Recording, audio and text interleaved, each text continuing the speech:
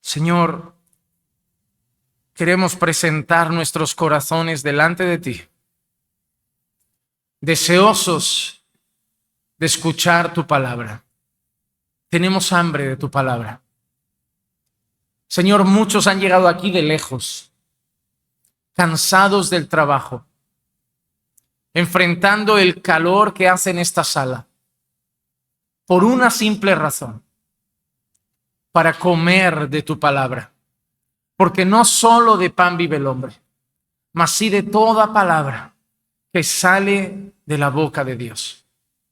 Y queremos, Señor, estar aquí reconociendo nuestro único deseo: que tu palabra hable a nuestras vidas, que seamos instruidos, entrenados, capacitados, preparados para todo lo que vamos a enfrentar en esta vida. Y para poder enfrentar también el sufrimiento de una manera que en medio de él te demos la gloria. Así que háblanos hoy, Señor. Tú sabes la situación de cada uno de mis hermanos. Trata con cada uno de ellos. Y que tu palabra sea sembrada en todos los corazones. Y por tu espíritu dé fruto en nuestra vida. Te lo pido en el nombre de Jesús. Amén y amén. Hermanos, hoy vamos a tratar un tema que he querido titular 7 beneficios del sufrimiento. Cuando hablamos de sufrimiento, ya nos viene a la mente directamente una palabra negativa. Las palabras transmiten cosas. Las palabras transmiten y provocan sentimientos en nuestros corazones, ya sea sentimientos buenos o ya sea sentimientos malos, ya nos traigan un sentir de gozo o un sentir de pesar. Las palabras transmiten cosas. Si yo digo la palabra helado, como hablábamos con hermanos en la entrada, pensamos en el verano, en algo dulce, en algo refrescante. Nadie llora cuando escucha la palabra helado. Nadie sufre, a no ser que esté a dieta y no quiera escuchar la palabra helado. Pero si decimos muerte, nos vienen a la mente seres queridos, acontecimientos tristes, algo que no deseamos para un hijo, algo que a lo mejor algunos consideran no estar preparados. Voy a empezar cuando algunas personas quizá no quieren escuchar sobre la muerte porque consideran que no están listos para enfrentar esa realidad. Y la palabra sufrimiento, así como la palabra muerte, transmite pesar a nuestro corazón. Pensamos en cosas dolorosas, en cosas tristes. Y con la palabra sufrimiento vienen sentimientos negativos a nuestra vida. Y eso es porque nosotros tenemos la tendencia a valorar las cosas según nuestro sentir. Vivimos en un mundo cada vez más hedonista, un mundo que basa más sus decisiones y su vida en lo que dicta su corazón. Eso ha llegado a la iglesia. Iglesias donde ya no importa qué has aprendido con la palabra, sino que qué has sentido en el culto. Iglesias donde personas escuchan himnos bíblicos, una predicación bíblica, pero salen por la puerta después de visitar esa iglesia diciendo: me sentí frío. ¿Algo estuvo mal? No, pero la alabanza fue alguna herejía. No, y el sermón fue algo fuera de la Biblia. No, pero no sentí. ¿Cuántas personas conocen así en la iglesia? Que su fe la basan en sentir, que vienen a la iglesia a sentir, a tener experiencias. Porque nos hemos vuelto viciados a las sensaciones, viciados a los sentimientos, viciados a las emociones, pero solo queremos las buenas. Queremos a toda costa evitar cualquier cosa que traiga pesar a nuestro corazón. Por eso muchas personas prefieren romper una amistad rápidamente antes que enfrentar el duro sentimiento de la reconciliación que conlleva humillarse, perdonar, soportar Y como yo no puedo sentir nada malo, prefiero cortar de raíz eso. Nos desprendemos de amistades, nos desprendemos de iglesias, nos desprendemos de trabajos porque me siento mal en el trabajo y así que lo dejo y ya Dios proveerá. Nos estamos volviendo personas que dictan y marcan el ritmo de su vida en cuanto a cómo se sienten, y eso es un peligro. Primero, porque el corazón es engañoso. La Biblia dice que el corazón es engañoso sobre todas las cosas y perverso. Segundo, porque nadie nos dijo que en esta vida no íbamos a experimentar sentimientos malos. Tenemos que vivir bajo la realidad de que sentimientos difíciles son parte de la vida. Y en lugar de centrarme en mí, en mi corazón, en mi sentir, tengo que ver las cosas desde la perspectiva de Dios. No es cómo siento yo esta situación, es cómo ve Dios esta situación. Porque este mundo egoísta solo va a vivir por su sentir. Pero tú y yo, amado hermano, ya no vivimos para nosotros. Ahora vivimos para el Señor. Nuestra vida ya no se trata de nosotros, se trata de Cristo. Somos suyos, le pertenecemos. Cuando la Biblia habla de nuestra salvación, la Biblia no habla solo de ser perdonados, habla de ser comprados. No con oro ni plata, sino con la preciosa sangre de Cristo, sangre como de un cordero sin tacha y sin mancha. Tenemos un dueño, un Señor, somos siervos, propiedad suya. Por lo tanto, ahora mi vida no se trata de cómo yo me siento, sino de lo que Dios quiere, de cuál es su voluntad. Y hoy vamos a ver el sufrimiento, no para que salgamos de aquí con un mensaje que nos diga, ahora se va a pasar todo, o haz esto para dejar de sufrir. No, hoy saldremos de aquí para aprovechar el sufrimiento. Hoy saldremos de aquí para ver el sufrimiento desde la perspectiva de Dios. Y hoy saldremos de aquí si entendemos bien el mensaje, siendo capaces de dar incluso gracias antes de salir por los sufrimientos de la vida. Mientras el mundo quiere evitar sufrir, si hoy entendemos la palabra, daremos gracias por el sufrimiento. Porque el sufrimiento tiene un propósito en las manos de Dios. Nuestro hermano decía que Cristo padeció, cierto. Nuestro hermano decía que los profetas, que Juan el Bautista y los apóstoles padecieron, cierto. Y nuestro hermano José Manuel también decía que no se nos había dado solo el creer en él, sino también el sufrir por causa de él, cierto. Y podemos seguir recitando pasajes como Pablo diciendo, todo el que quiera vivir piadosamente en esta vida sufrirá persecución. O el propio Jesús diciendo, y seréis aborrecidos de todos por causa de mi nombre. Si a mí me aborrecieron, a vosotros también os aborrecerán. La Biblia está llena de mensajes que nos dicen constantemente, vais a sufrir por mí. Pero hoy no vamos a mirar solo el sufrimiento por causa de Cristo. Porque voy a ser honesto, cuando me paraba a analizar los sufrimientos de mi vida, hasta el presente día, yo no he visto apenas ninguno por causa de Cristo. No he sufrido persecución, como mucho una palabra, una contestación, un rechazo de alguna persona. Pero yo no he experimentado los padecimientos por causa de Cristo. No llevo sobre mí, como dice Pablo, las marcas de Cristo. Por lo que más he sufrido es por el pecado. Y dudo que en esta sala Si pensáis en vuestros sufrimientos, estáis pensando que ha sido por causa de Jesús.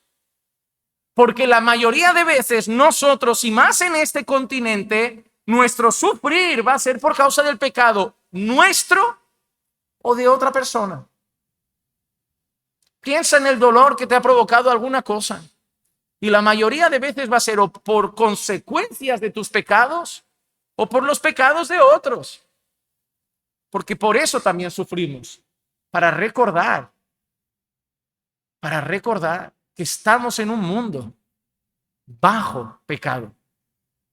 Y para recordar que desde Génesis 3 el pecado ha sido el mayor problema, sufrimiento y dolor de este mundo. Piensa en los sufrimientos que hay en África. ¿Cuál es el motivo? ¿El hambre? ¿La necesidad de medicamentos? Déjame hacerte una pregunta. ¿Hay suficiente comida para que los africanos coman? Sí. ¿Hay suficientes medicamentos en el mundo para que nadie tenga que morir ahí de una gripe? Sí. Entonces no es el hambre el problema. No es la falta de medicamentos, es la codicia del mundo que es capaz de ver a una parte de sus compatriotas morir de hambre cuando nosotros tiramos comida a la basura. Ese es el problema. Y eso tiene un nombre. Codicia, pecado. Avaricia, pecado. Falta de amor al prójimo, pecado. ¿Cuál es el problema de Ucrania y Rusia? ¿Cuál es? Guerra. Bueno, ¿qué mueve esa guerra? ¿Deseo de territorio? ¿Afán de conquistar? ¿Afán de ampliar mis fronteras? ¿Codicia? ¿Deseo de poder? ¿Deseo de gloria? ¿Vanagloria? Eso es pecado. Mira cualquier problema de este mundo. Cualquier país, cualquier nación, cuéntame el problema de cualquier matrimonio. Pastor, estamos mal. Y seguro que antes de empezar digo, ¿a qué es por pecado? Va a ser por pecado. Pastor, estoy sufriendo con mis hijos. Antes de que me cuentes el por qué, ¿a qué es por pecado? Va a ser pecado. Todos los males de este mundo y de nuestra vida tienen un origen. El pecado. Cuando la gente me pregunta, ¿cómo tener un matrimonio bendecido? No peques.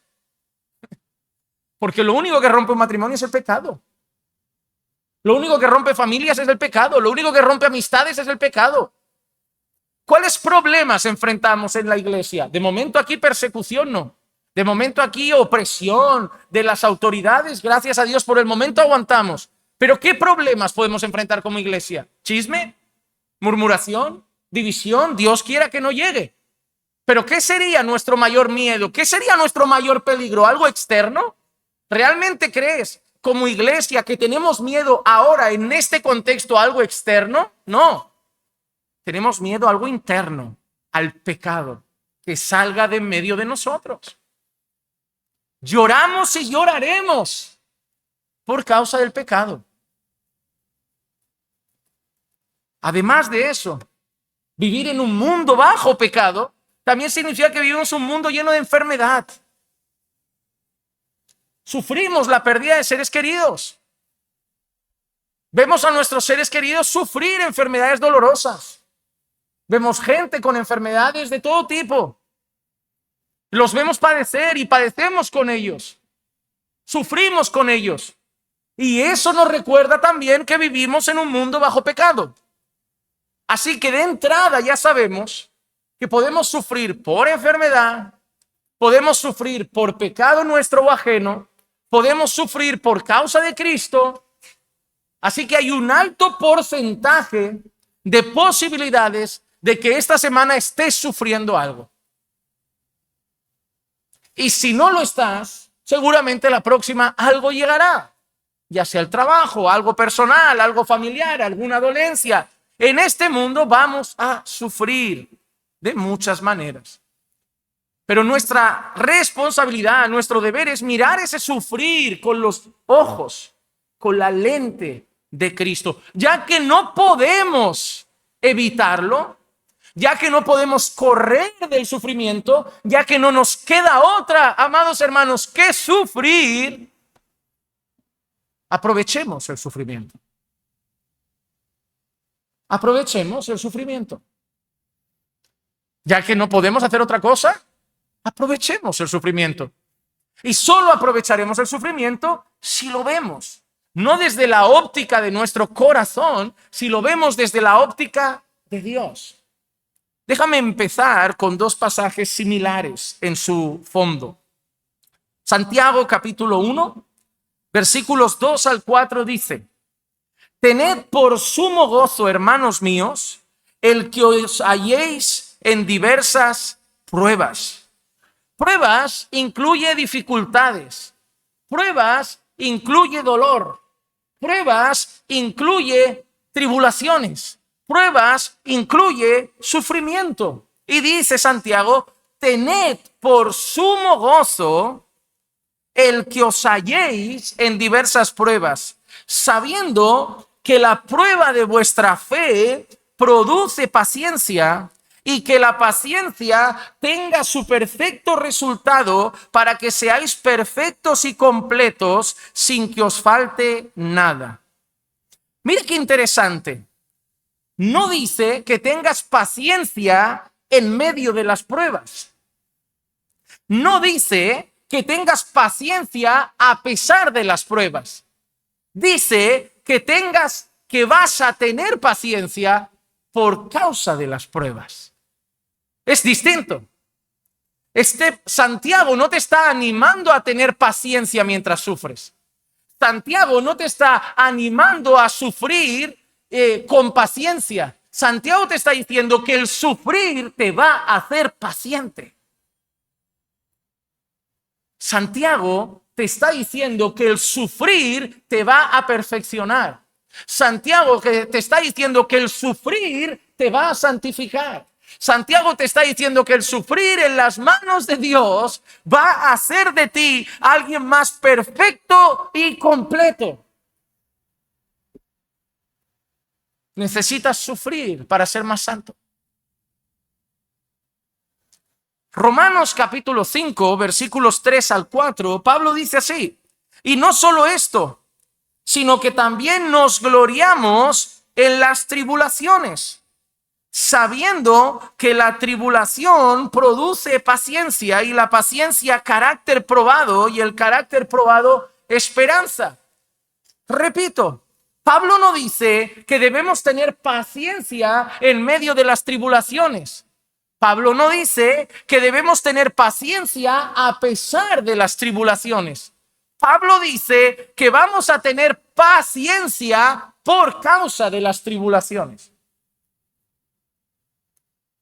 Nadie se ha vuelto tan dependiente de Dios como aquel que pasó por un momento en el que no tenía nada, y al no tener nada, eso generó en él una lección. La lección de la dependencia. Y aprendió algo que quizá no sabía antes: que Dios suple, que Dios cuida, que Dios es suficiente.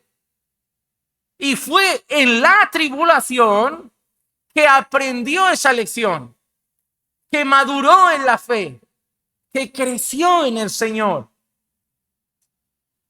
Es en el valle de sombra de muerte que aprendemos a tener paciencia. Es en el valle de sombra de muerte que aprendemos a ser humildes.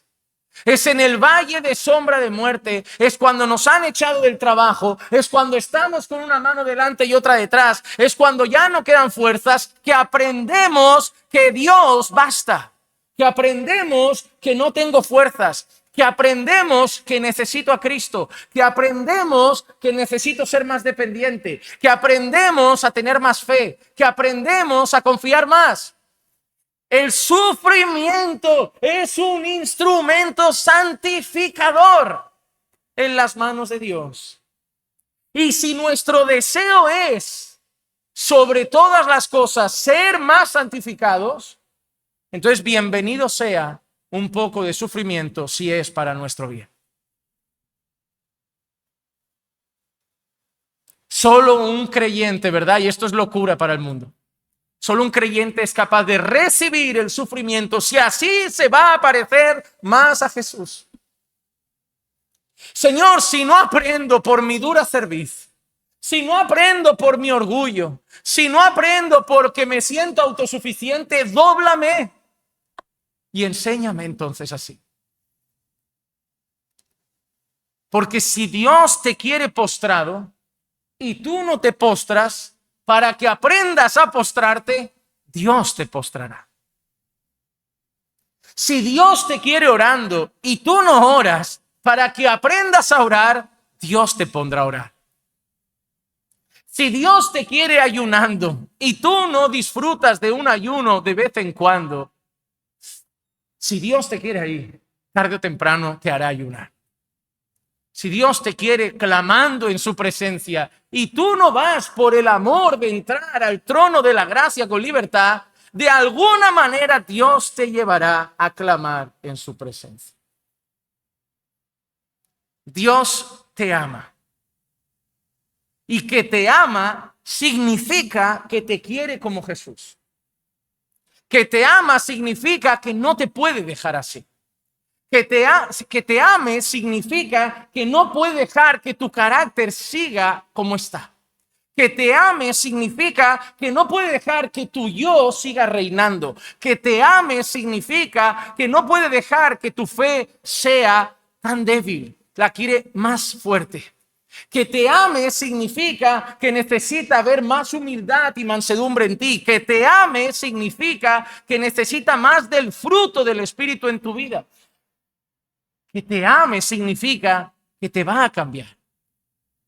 Y va a usar muchas veces como medio santificador el sufrimiento. Así como un padre usa la vara de la disciplina porque ama a su hijo y lo quiere menos rebelde. ¿Verdad? ¿Verdad que el padre que ama disciplina a su hijo y el que no lo ama y lo aborrece lo deja sin disciplina? Pues precisamente porque Dios nos ama, nos va a disciplinar. Va a usar su vara para hacernos más santos, menos rebeldes, más humildes. Y así como a tu hijo no le será agradable ese momento de disciplina, tampoco lo será para nosotros, pero será para nuestro bien. Tanto Pablo como Santiago nos llaman a gloriarnos y a tener gozo en medio de las pruebas, en medio de las tribulaciones. Somos llamados a tener por sumo gozo cuando nos encontramos en pruebas y a gloriarnos en las tribulaciones, no por el placer que nos producen las pruebas, no por el placer que nos producen las tribulaciones, sino por el significado y el propósito que tienen en la vida de los creyentes y en las manos de Dios. Dios no quiere que te gloríes y te goces en las pruebas y en la tribulación porque disfrutas de sufrir. Quiere que te goces en las pruebas y en la tribulación porque entiendes lo que eso significa en las manos de Dios para tu bien. Serás capaz de llorar y al mismo tiempo tener gozo sabiendo que en medio de esas lágrimas, luego al final de ese proceso habrá más fruto en ti. Señor, duele, pero sé que saldré de aquí más pulido, más santificado, más parecido a Cristo. ¿Por qué? Porque nosotros partimos de una base. Dios no aflige por gusto. Dios no aflige por placer. Jeremías lo dice en Lamentaciones capítulo 3 y el versículo 33 lo dice claro. Porque Él no castiga por gusto. Él no castiga por gusto. Él no castigó a Jesús por gusto. Fue necesario someterlo a esa cruz por causa de nuestros pecados. Él no te aflige por gusto. Él no te disciplina por gusto. Él lo hace por amor y por necesidad de tu santificación. Pero nosotros somos capaces de tener gozo en medio de todo eso. ¿Por qué? Porque sabemos que todo eso tiene un firme propósito en las manos de Dios. Como dice Pablo en aquel texto que todos conocemos, en Romanos 8:28. Y sabemos que para los que aman a Dios, todas las cosas cooperan para bien. Esto es, para los que son llamados conforme a su propósito. Así que, amado hermano, duele, pero es para tu bien. Duele, pero es para tu bien. Te está molestando, te está doliendo, estás pasando una etapa difícil, pero déjame decirte algo. Si eres de Cristo, es para tu bien. Quizá no lo ves, quizá no se comprende a tu alrededor, quizá la situación es difícil, pero recuerda las palabras de Pablo. Si eres de Cristo, es para tu bien. Algo bueno Dios sacará de ahí. Y no me refiero a dinero, no me refiero a un coche mejor ni a una casa mejor, me refiero a un corazón mejor. Me refiero a más paciencia, a más amor, a más humildad. El Señor va a usar esa etapa oscura de tu vida. El Señor va a usar ese momento de aflicción. El Señor va a usar esos padecimientos para hacerte más como su Hijo Jesucristo. Porque el firme propósito de Dios es salvarnos y santificarnos a la imagen de Jesús. Entonces, sabiendo eso, ya tenemos motivo, aun entre lágrimas, para tener esperanza en medio del sufrimiento. Y desde ahí me gustaría traer 7 utilidades del sufrimiento para nuestras vidas. Quizá no te van a gustar algunas. Yo te he dicho que son útiles, no agradables. Número 1. El sufrimiento es un camino al aprendizaje. El sufrimiento es una escuela, hermano. El sufrimiento nos da clases, nos da lecciones, nos enseña de la vida, de las decisiones, de las buenas, de las malas. El sufrimiento es una clase particular. Es una clase tuya con Dios. El sufrimiento te pone a pensar en qué has decidido, en qué no has decidido, en qué has hecho, en qué no has hecho, en qué deberías haber hecho, y te va dando clases entre lágrimas. Te va enseñando. Te enseña dónde fallaste, te enseña dónde acertaste.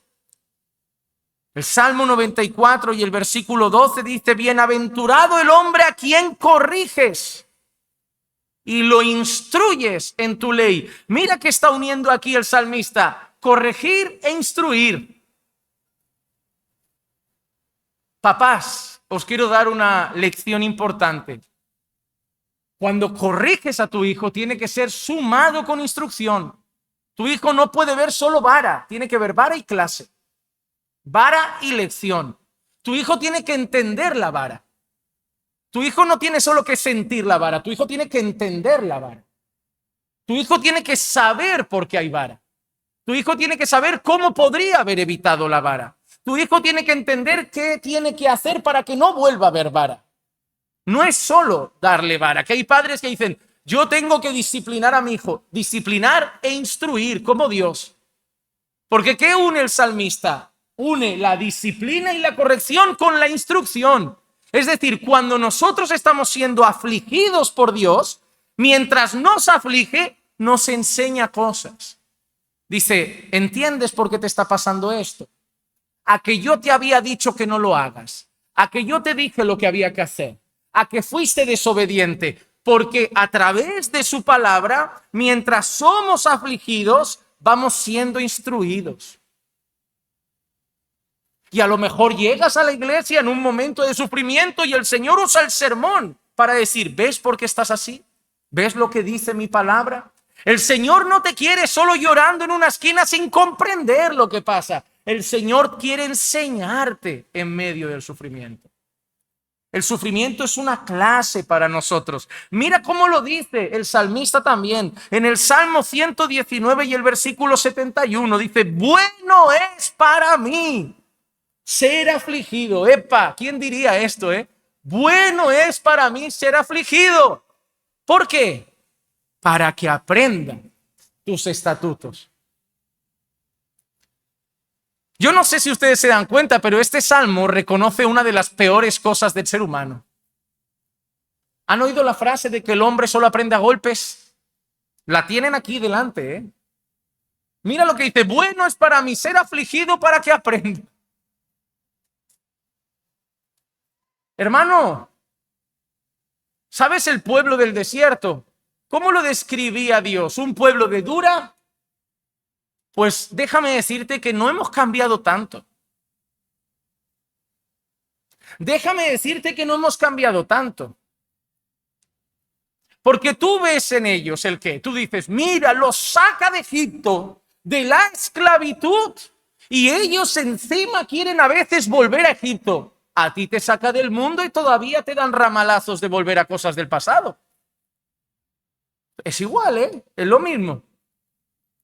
Mira, les provee en el desierto lo necesario y encima reclaman de que en Egipto tenían más. A ti también te provee y a veces se te despierta la codicia de que quieres más. Yo no veo tanta diferencia entre el pueblo de Egipto y nosotros a veces. Yo creo que el Señor sigue teniendo que tratar con corazones duros. Yo creo que el Señor sigue teniendo que tratar con personas que a veces caemos en la ingratitud. Yo creo que el Señor sigue teniendo que tratar con gente que suele caer en las mismas cosas. Y bueno es para mí ser afligido para que aprenda a ser distinto. Bueno es para mí ser afligido para que aprenda tu ley, tus estatutos.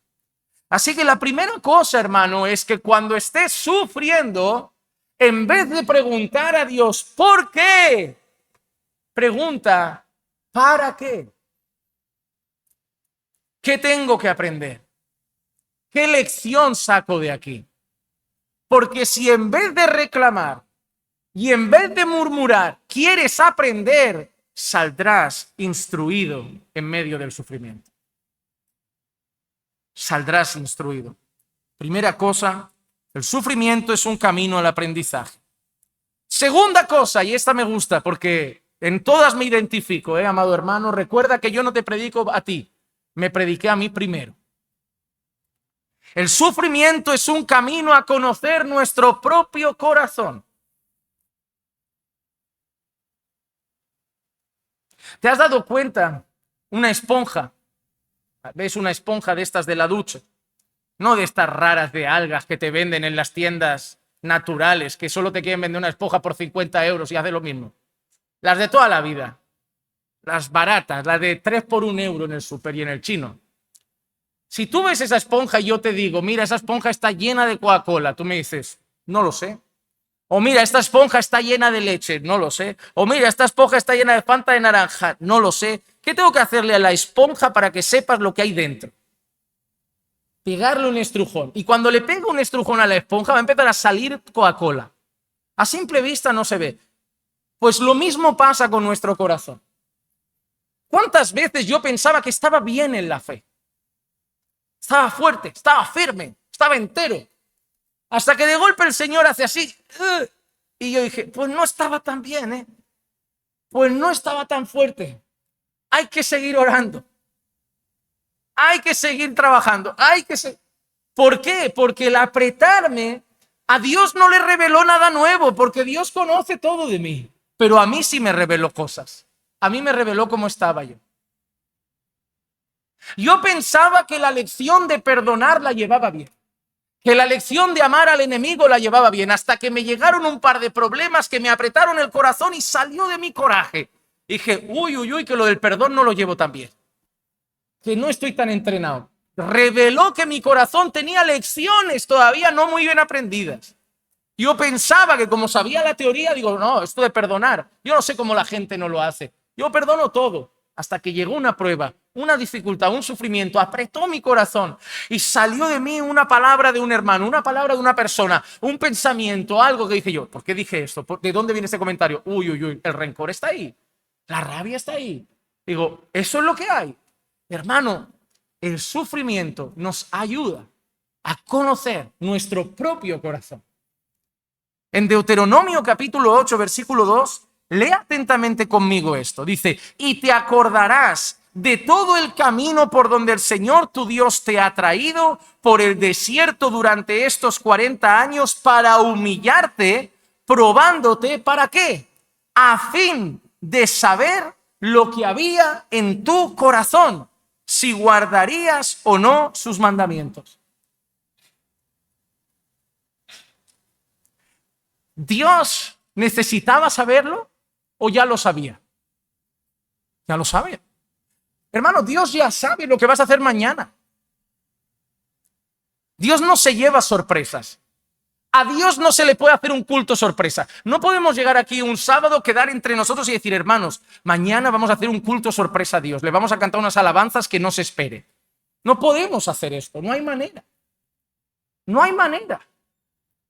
Entonces, ¿por qué Dios hace una prueba para saber si vamos a obedecer? ¿Por qué Dios hace una prueba para saber si guardarían o no sus mandamientos si Él ya lo sabe? ¿Quién lo necesitaba saber? Ellos mismos. Ellos mismos. Nosotros necesitamos saber cómo estamos en la fe. Dios ya lo sabe. Nosotros necesitamos decirnos a nosotros lo que pasa realmente en nuestro corazón y a veces nos engañamos. Nosotros a veces nos convencemos de realidades no reales. Y Dios necesita apretar, no para que le demostremos a Dios algo, para que nosotros averigüemos los rincones más oscuros de nuestro corazón. ¿Cómo sabes que una persona que decía siempre palabras malsonantes ya no tiene el mismo corazón y ya no usa palabras soeces? Pégale un pisotón. Que se levante una mañana, 5 de la mañana, en invierno, 5 grados bajo cero, y que se dé con el meñique en el canto de la cama. Y ahí averiguamos si realmente su corazón ya no es el mismo. ¿Quieres ver si alguien tiene paciencia, que es un fruto de Dios y del Espíritu en nosotros? Te lo digo, ¿cómo hacerlo? Porque ahora mismo, que va bien todo, todos parecemos ser pacientes. Queremos ver si tenemos paciencia. Hoy voy a ir justo al trabajo y empezará una caravana porque uno se ha querido cruzar. Luego en el camino el jefe estará cruzado y me contestará mal. Y llegaré a casa y mi mujer tendrá un mal día y también me contestará raro. Ahí vamos a ver cómo andas de paciencia. Hoy no. Mañana, cuando te aprieten el corazón, veremos cómo vas de paciencia. Veremos cómo vas de paciencia. Le dices al Señor constantemente, Señor, ayúdame a perdonar más. Ayúdame a ser más misericordioso. Dame un corazón más compasivo. ¿Cómo te lo va a dar el Señor? Mandándote gente que tengas que perdonar. Mandándote gente que tengas que soportar. Mandándote gente que tengas que ser compasivo. Señor, tú me pediste ser más compasivo. Yo te estoy poniendo la escuela. El hermano, Señor, ese te lo mandé yo precisamente. No querías paciencia. Ese hermano se llama paciencia. Y aquella hermana se llama misericordia. Y aquel otro hermano nuevo se llama gracia. Y aquel hermanito de toda la vida se llama benevolencia. En vez de llamarlos por su nombre, así llámalos. Son instrumentos en mis manos también para formar tu corazón y para que recuerdes que la obra no está completa. Que hay que seguir orando, que hay que seguir buscando. El sufrimiento nos ayuda a ver, como dice Deuteronomio, a fin de saber lo que hay en tu corazón. Mira qué frase de Tomás de Kempis. Las adversidades no debilitan al hombre, muestran qué clase de hombre es. Cuando llegan los problemas y un hombre se paraliza, no es que era un hombre fuerte que se puso débil, es que las dificultades demostraron que es un hombre débil. Son los problemas los que van a sacar de nosotros de lo que estamos hechos. Es cuando una casa está en crisis que se va a ver qué sólido es el matrimonio. Todo matrimonio parece bonito en la luna de miel. Todo matrimonio parece lleno de amor cuando son los primeros años. Todo matrimonio parece lleno de amor cuando se acaban de casar. Es cuando empiezan a perder seres queridos. Es cuando tienes que consolar a un marido que perdió a una madre, o a una esposa que perdió a un padre, o a un matrimonio que ha perdido a un bebé. Y han perdido el trabajo, y pierden la casa, y juntos se van a una habitación, y llegan a vivir en la pobreza, y de golpe llega una enfermedad, y no pueden tener intimidad. Es ahí que veremos cuánto amor hay en ese matrimonio. Ahí lo veremos. Eso nos va a probar si se aman. Eso nos va a probar si se aman hasta el punto de querer dar su vida por el otro.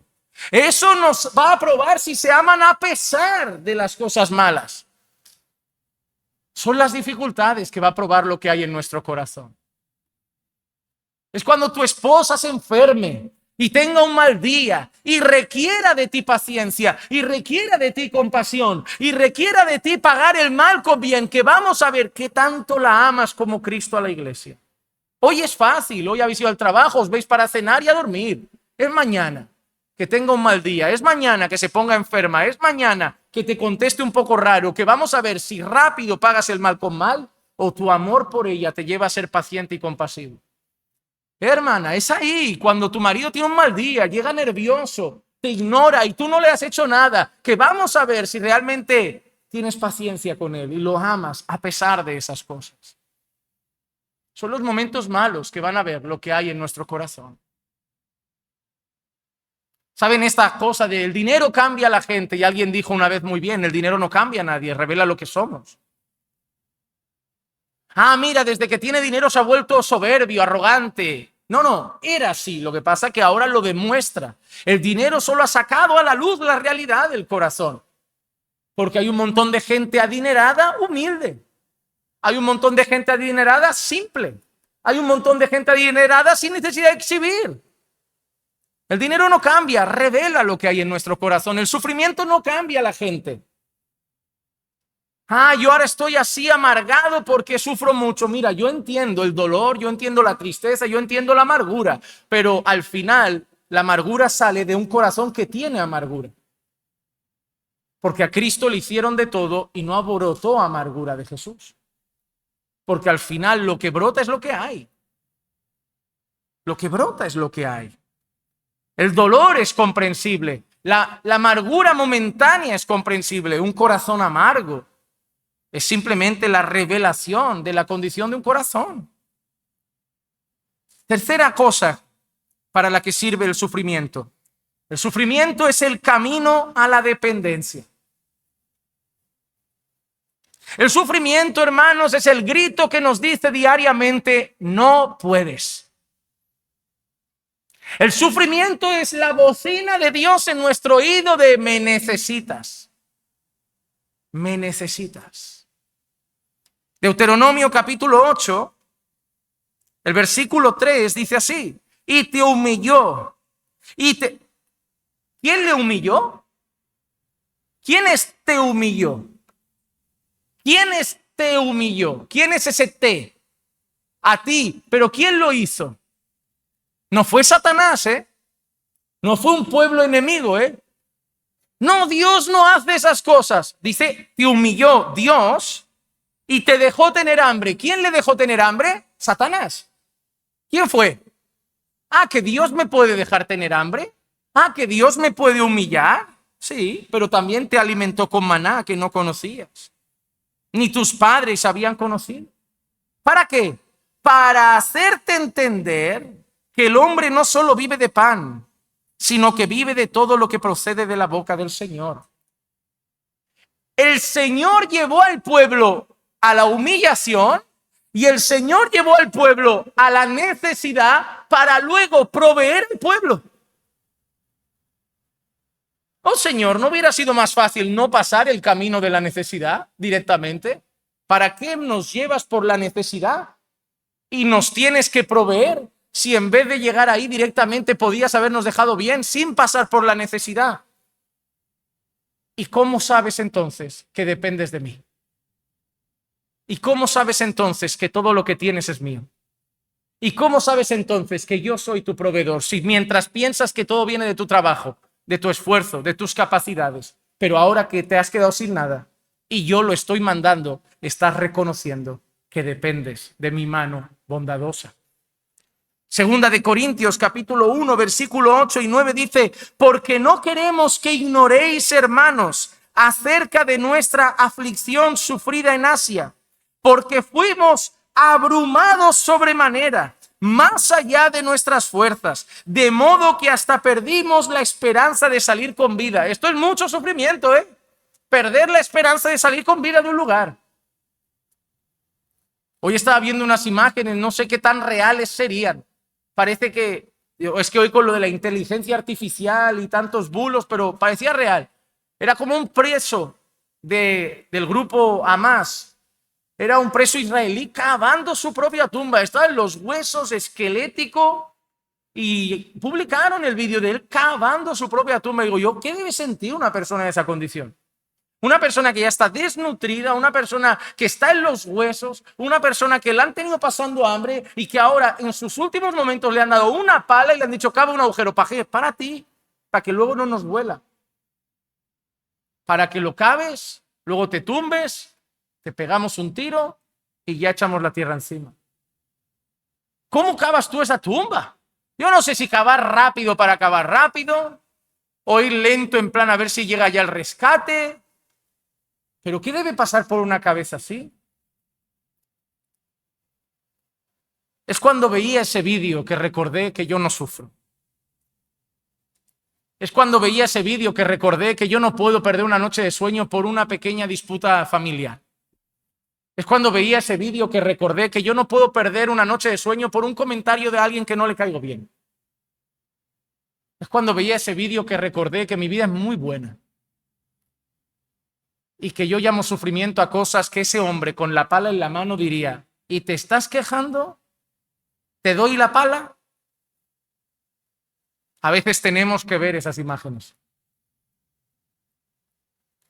A veces tenemos que ver gente de verdad sufrir para dar gracias, porque nosotros no sufrimos tanto.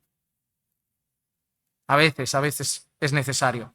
Mira cómo sigue diciendo Pablo: de hecho, dentro de nosotros mismos ya teníamos la sentencia de muerte, pero mira que dice: a fin de que no confiáramos en nosotros mismos, sino en Dios que resucita a los muertos. No había esperanza. El sufrimiento estaba por las nubes. Nada podían hacer. Y eso les llevó ¿a qué? A reconocer que nuestra esperanza solamente puede estar en Dios y en sus promesas. Hermano, tu sufrimiento te tiene que llevar a reconocer que necesitas a Dios. Tu sufrimiento te tiene que llevar a reconocer que solo tienes a Dios. Tu sufrimiento te tiene que llevar a reconocer que solo puedes tener tu esperanza en Dios. Tu sufrimiento te tiene que llevar al camino de la dependencia divina. Número 4. El sufrimiento es también el camino a la santidad. A la santidad. Hebreos capítulo 12, versículo 10 y 11 dice: porque ellos, hablando de nuestros padres terrenales, nos disciplinaban por pocos días como les parecía. Pero Él, el Señor, nos disciplina para nuestro bien. Qué triste, porque significa que a veces los padres terrenales no disciplinan bien, ni para el bien de los hijos, porque a veces lo hacen torpemente. Pero el Señor no se equivoca. El Señor lo hace para nuestro bien. Pero mira qué dice: para que participemos de su santidad. Dice: al presente, ninguna disciplina parece ser causa de gozo. ¿Estás sintiendo gozo en el dolor? ¿Estás sintiendo gozo en el hospital? ¿Estás sintiendo gozo en el sufrimiento? No es algo para tirar cohetes, no es algo para estar cantando lleno de júbilo, aunque sí, yo sé que hay gente que en medio de las aflicciones es capaz de cantar, y gloria a Dios, eso es que ha entendido las aflicciones. Pero la disciplina en el presente no es motivo de gozo, sino de tristeza. Sin embargo, a los que han sido ejercitados por medio de ella. ¿Por medio de qué? ¿De qué ejercitados? Por medio de la disciplina. Es decir, el Señor nos va a ejercitar en la disciplina y debemos aprender a ejercitarnos en la disciplina. Es decir, nosotros debemos ver la disciplina del Señor como una escuela, un gimnasio, para salir más santificados. Dice, les da después fruto apacible de justicia. Hermano, el dolor, si lo canalizas con la carne, te va a llevar al orgullo, a la rabia y a las malas decisiones. Pero el dolor, si lo canalizas en el espíritu, te va a llevar a la santidad. ¿Te has dado cuenta que hay gente que en medio del sufrimiento toma malas decisiones? ¿Te has dado cuenta que hay gente que en medio del sufrimiento hace de todo mal? ¿Te has dado cuenta que la gente en medio del sufrimiento actúa peor a veces? ¿Sabes por qué? Porque no lo está mirando con los ojos de Dios. No lo está viviendo en el espíritu. Está gestionando el dolor desde la carne. ¿Cuánta gente sufre y qué hace? Grita, trata mal a otro, trata mal a una esposa, hace chisme contra uno, despotrica. ¿Por qué? No está gestionándolo espiritualmente, lo está gestionando en la carne. Me duele, me molesta, me aflige, me desahogo, ¿verdad? Esa es la gente que es como una granada, en el momento del dolor revienta y todos a padecer las consecuencias de... Que déjame decirte algo, hermano, no seas así, es muy egoísta. Es muy egoísta cuando una persona en medio del dolor explota, la metralla salpica a los que lo aman, porque quien está cerca es quien te ama, porque el que no le importas nada está lejos y ni se entera de tu dolor, pero el que te ama es el que está cerca y se lleva las consecuencias, y tú luego se te pasa y quieres que la gente actúe como si nada.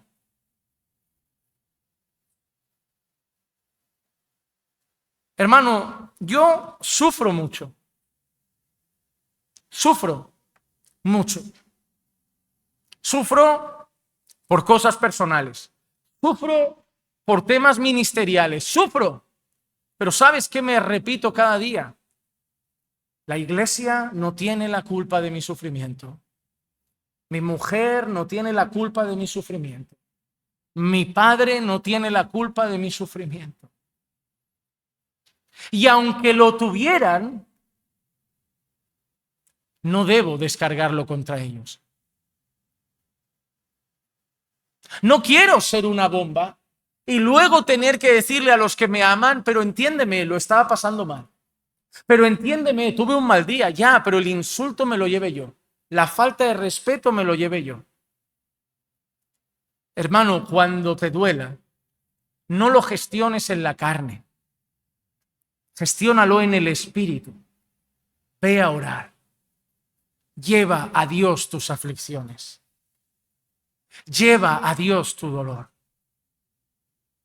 No debemos depositar nuestro dolor en nadie más que en Dios. Porque Dios es el único capaz de no sufrir nuestro dolor. ¿Por qué? Porque Él no va a sufrir cuando nosotros le estemos dejando nuestra carga. Él no va a sufrir consecuencias. Por el contrario, Él va a aliviar. Él va a tratar. Él va a traer un bálsamo al corazón. Él va a convertir tu rabia en templanza. Él va a convertir tu deseo de explotar en mansedumbre. Él va a convertir tu rencor en perdón. Pero ese es el momento crucial. El momento en que nuestro corazón se enciende en medio del dolor, en medio del sufrimiento, y es un instante el grito por la carne o voy a orar en el espíritu. Un instante, pero las consecuencias pueden durar una semana. El dolor en una mujer puede durar unos días. ¿Cuánta gente sufre en el trabajo y un día se le cruzó el cable, dio un portazo, me voy? no cobró finiquito. No tiene empleo que buscar. En el momento de rabia dejó a su familia desamparada. En el momento de rabia se quedó sin ni siquiera recursos para pagar el mes que viene. Y ahora, 2 días después, que se le ha calmado, está llorando a Dios, abre puertas. Un instante, un momento puede costar graves consecuencias. Hermano, cuando duela, ora. Cuando moleste, ora. Cuando pese el corazón, ora. Ve a Dios. Tienes acceso libre a través de Cristo. No está la puerta cerrada. No hay que pedir cita previa. No hay que ver si tiene disponibilidad 24 horas al día, 7 días a la semana, 31 al mes y 365 al año. Puedes ir constantemente, llevarle a Él tus aflicciones y una paz que sobrepasa entendimiento alguno llenará tu corazón. El sufrimiento te ayudará a crecer en santidad si lo canalizas en Dios, si lo llevas a Dios, si lo conduces espiritualmente, o te llevará a pecar si lo conduces en la carne. Número 5, y ya voy acabando, llegando al final. El sufrimiento nos recuerda que la obra no ha terminado. El sufrimiento nos recuerda que somos un vaso de barro a medio acabar, pero no está terminado. Filipenses 1:6 dice, estando convencido precisamente de esto, de que el que comenzó en vosotros la buena obra, la va a perfeccionar hasta el día de Cristo. ¿Y cómo ha dicho Hebreos que somos perfeccionados? ¿Y cómo ha dicho Hebreos que somos santificados? A través de la disciplina. Así que cuando llega la aflicción, cuando llega la disciplina, nos recuerda algo también. Hay cosas que cambiar todavía. Hay áreas de tu vida donde Cristo no se ve. Hay partes de tu corazón donde Cristo todavía no brilla. Hay cosas de tu carácter donde todavía se ve mucho de ti y poco de Jesús. Y por eso este momento es necesario. Y por esto esta aflicción es útil. Para matar un poquito más de ese corazón. Para pesar un poquito más sobre ese orgullo.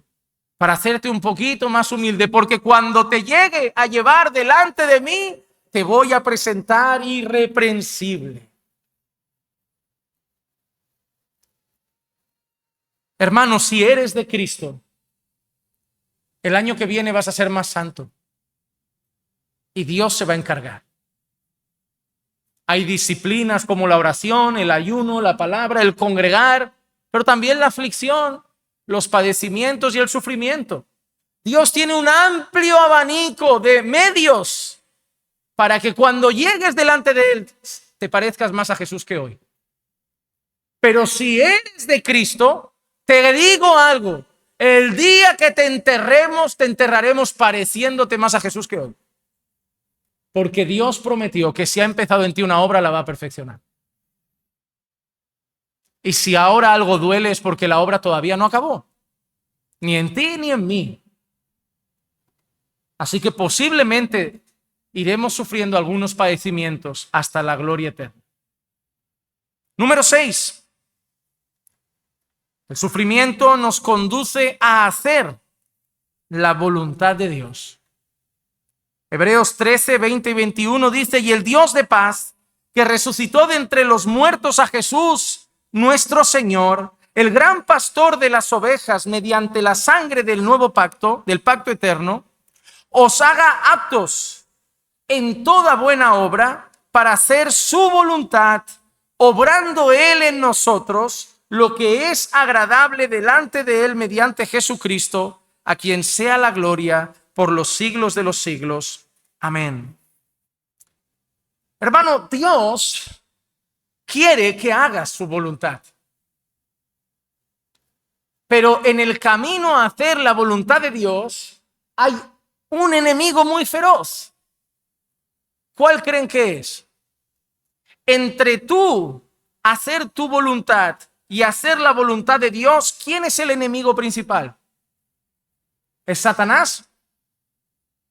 ¿Es el mundo? ¿Quién es?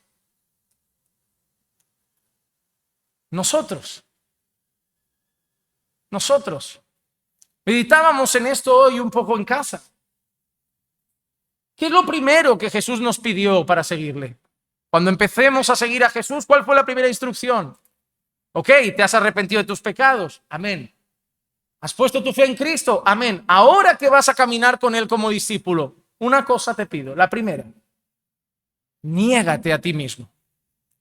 Porque si no, no va a ir bien la cosa. Porque si no te niegas a ti mismo, no vas a hacer mi voluntad. Y ese niégate a ti mismo, amado hermano, no era solo el primer día, ¿eh? Cuando alguien te haga algo y te vaya a nacer contestar y tengas opción A, contesto de la misma manera, opción B, voluntad de Dios, pagar mal con bien, poner la otra mejilla, tendrás que negarte para hacer su voluntad. Cuando te toque tener paciencia en una situación que se está complicando de trabajo, una vivienda, opción A, ser impaciente y quejarte y murmurar, hacer lo que te pide la carne. Opción B, hacer la voluntad de Dios. Dad gracias en todo, haced todo sin murmuraciones, sed pacientes. ¿Qué habrá que hacer? Negarse a uno mismo para hacer la voluntad de Dios. ¿Tú sabes cuántas veces al día tengo que negarme a mí mismo? No te he dicho cuántas veces al año, te he dicho cuántas veces al día. ¿Tú sabes cuántas veces al día noto un bicho que se mueve dentro, como que quiere salir? Y tengo como que apretar ahí, como, quieto. Que nadie piense que se me está yendo la cabeza. Espero que estén entendiendo lo que quiero decir. Ese bicho lo tienen ustedes también. Ese bicho es el viejo hombre que a veces levanta la cabeza. Ustedes no me soportarían si me conocieran sin Cristo. Yo ya habría gritado aquí 40 cosas. Habría dado un portazo más de una vez. Habría mandado todo esto bien lejos. Ese es el bicho que está dentro. Cada vez que viene un choque, que te enteras de un comentario, te entran ganas de coger el púlpito, ver a esa persona y tirárselo a la cabeza. Tenemos luchas internas. No podemos engañarnos. Tenemos momentos donde el pecado remanente quiere gritar desde dentro. Nuestra mayor batalla es conmigo mismo, con mi propio corazón, con ese carácter que a veces está dentro y me recuerda lo que era y no quiero volver a ser. Y doy gracias a Dios de que por el Espíritu Santo ya no me domina. Pero me requiere cuidarme. Me requiere buscar de Dios. Me requiere humillarme. Me requiere negarme. Hermano, yo tengo que luchar para hacer la voluntad de Dios. Hay cosas de la voluntad de Dios que me son agradables. Hoy cantar aquí con ustedes me es agradable. Hoy enseñar la palabra me es agradable. Ir a mi casa me es agradable. Pero hay días, hay momentos, hay situaciones donde no siempre hago algo agradable. Tengo que hacer algo correcto.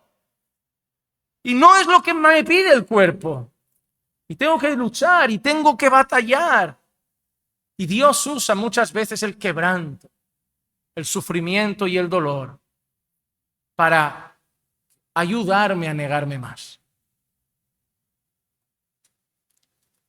A veces sentirás la mano de Dios pesar y de alguna manera, cuando te esté pasando, quiero que recuerdes esta frase. No te lo digo en plan profeta, te lo digo en plan consejo. A veces vas a sentir la mano de Dios pesar. Y yo quiero que sientas como que Dios de alguna manera te susurra al oído, esto va a pesar hasta que no quede nada de ti. Esto va a pesar hasta que acabe contigo. Y déjame decirte algo, no acabar contigo como matarte, acabar con tu viejo yo. Eso va a pesar hasta que ese yo, hasta que brote de tu corazón decir como Juan el Bautista, es necesario que yo mengüe y que Él crezca. Y entre lágrimas le dirás al Señor, porque si eres de Cristo, tu mayor anhelo será matar ese yo. Entre lágrimas le dirás a Dios, pues que pese, Señor, solo ayúdame a soportar. Si me haces más como Jesús, solo dame fuerzas para pasar por esto. Solo enséñame la lección, déjame aprender la clase. Señor, al menos que el sufrimiento no sea en vano y que de aquí salga más santificado para tu gloria. Pero número 7, el sufrimiento nos pone la esperanza en la gloria eterna. Oh, hermano, es en medio del dolor que el corazón grita, Maranata, ven, Señor Jesús. Es en medio del dolor que te das cuenta, no hay nada tan bueno aquí como para querer quedarnos un día más. Lo siento mucho, hermanos. Quiero a mi esposa, sé que quieres a la tuya, sé que amas a tus hijos, pero si eres de Cristo, estoy seguro que de alguna manera dirías, Señor, si vienes hoy, ha sido un gozo disfrutar del matrimonio, pero prefiero estar con Jesús. Porque aquí hay dolor, hay muerte, hay llanto, hay tristeza, porque hay pecado. Pero en Apocalipsis 21:4 tenemos esta esperanza. Él enjugará toda lágrima de sus ojos y ya no habrá muerte, ni habrá más duelo, ni clamor, ni dolor, porque las primeras cosas han pasado. Cuando estés sufriendo, amado hermano, cuando estés en medio de la aflicción, recuerda que vamos hacia un lugar donde ya no habrá. Que las lágrimas son aquí, que el dolor es aquí, que el sufrimiento es aquí, que el pesar es aquí, que la tribulación es aquí, que nos espera la gloria. Que eres un extranjero, un peregrino. Que es como un parto, hermano. Que ya está, ya falta poco. Ya va a salir, ya va a dar a luz. Ya está, ya falta menos. Ya pronto estamos con Cristo. No malgastes ese sufrimiento, úsalo para santificarte. No malgastes ese dolor, úsalo para crecer en santidad, porque falta poco y en breve nos vamos. En breve nos vamos con Él. Y quiero estar con Él. Y quiero estar contigo también allí. Sobre todo porque allí nos llevaremos mejor. Allí ya no nos tendremos manía. Allí ya no tendremos, imagínate, llegar a la gloria y que me digan, pastor, las dos hermanas se han peleado, los dos hermanos se han peleado, venga a mediar. No, aquí no. Aquí no. Se acabó. Aquí nos llevamos bien. Aquí ya no habrá pleito que resolver. Aquí Pablo, imagínate a Pablo llegar a la gloria y decir, ¿dónde está Evodia? ¿Y dónde está Síntique? Mírala, jugando por allá. Si es que ya decía yo, solo se pelean aquí abajo. ¿Te imaginas eso? ¿Tú te imaginas lo que es no sentir rabia? Yo no, porque llevo toda la vida con eso. No cada día, pero yo no sé lo que es vivir sin un mal sentimiento. Yo no sé lo que es vivir sin sentir dolor. Yo no sé lo que es vivir sin sentir rencor alguna vez. Yo no sé lo que es vivir sin tener que luchar con rabia, con un enfado. Yo aquí tengo que pedir humildad. Yo no sé lo que es vivir sin saber lo que es el orgullo. Es aquí donde los hombres y las mujeres tienen que hacer un pacto con sus ojos para guardarse en santidad. ¿Tú sabes lo que vas a estar en la gloria y no tener ese pesar? Porque ya no habrá ese sentir pecaminoso. ¿Tú sabes la gloria que nos espera? ¿Tú sabes lo que es vivir una eternidad donde no existe la posibilidad de ningún mal sentimiento? Donde solo hay paz, armonía, bondad. Lo que tanto soñamos aquí y nos esforzamos por cultivar, pero que de vez en cuando se trastoca por el pecado y que con la ayuda del Espíritu volvemos a reconciliar y volvemos a perdonar, allí será perpetuo. Pero mientras tanto aquí abajo el sufrimiento es parte de nuestra vida. Pero no lo veamos como un instrumento de dolor sin ninguna funcionalidad. Veamos el sufrimiento como una muestra de amor de Dios. Te recuerdo Cuando sufras, número 1, aprovecha para aprender. Número 2, aprovecha para conocer cómo está tu corazón. Número 3, aprovecha para crecer en tu dependencia de Dios. Número 4, aprovecha para crecer en santidad. Número 5, aprovecha para recordar que la obra no ha terminado y que todavía faltan áreas para parecerse más a Jesús. Número 6, aprovecha para renunciar a ti mismo y hacer la voluntad de Dios. Y número 7, aprovecha para orar y anhelar la gloria eterna. Michael Bates dijo: la aflicción y el sufrimiento han sido designados por Dios como instrumentos para hacernos más santos y para asemejarnos más a Jesús. Nos recuerdan que somos débiles y que debemos confiar no en nosotros mismos, sino en Jesús. Nos recuerdan que este mundo no es nuestro hogar, sino que solo estamos de paso hacia nuestro verdadero hogar en el cielo con nuestro Padre, nuestro Salvador Jesucristo y nuestro Consolador, el Espíritu Santo. Que hoy puedas salir de aquí y aprovechar el sufrimiento. Que hoy puedas salir de aquí y gloriarte en medio de tus tribulaciones. No las lleves en la carne. Guarda las palabras de hoy y vive tu sufrimiento en el Espíritu Santo. Y Dios saldrá glorificado en medio de tu dolor. Vamos a orar. Señor, te damos gracias. Gracias por el dolor que nos santifica, por el dolor que nos purifica, por el dolor que nos revela nuestro corazón, por el dolor que nos ayuda a depender más de ti, por el dolor que nos ayuda a humillarnos y a negarnos y a hacer más tu voluntad. Gracias por el dolor que nos quebranta, pero que al mismo tiempo nos lleva a poner también los ojos en la gloria venidera. Ayuda a mis hermanos que sufren. Ayuda a mis hermanos en medio de su dolor y su quebranto. Ayúdalos, bendito Dios, a poder usar ese sufrimiento para tu gloria y para su crecimiento. Que esta palabra que yo he llevado hoy a sus oídos, tú la puedas grabar en sus corazones y signifique crecimiento en nuestras vidas y sirva para santificarnos a todos. Te lo pido, Padre, en el nombre de Jesús. Amén.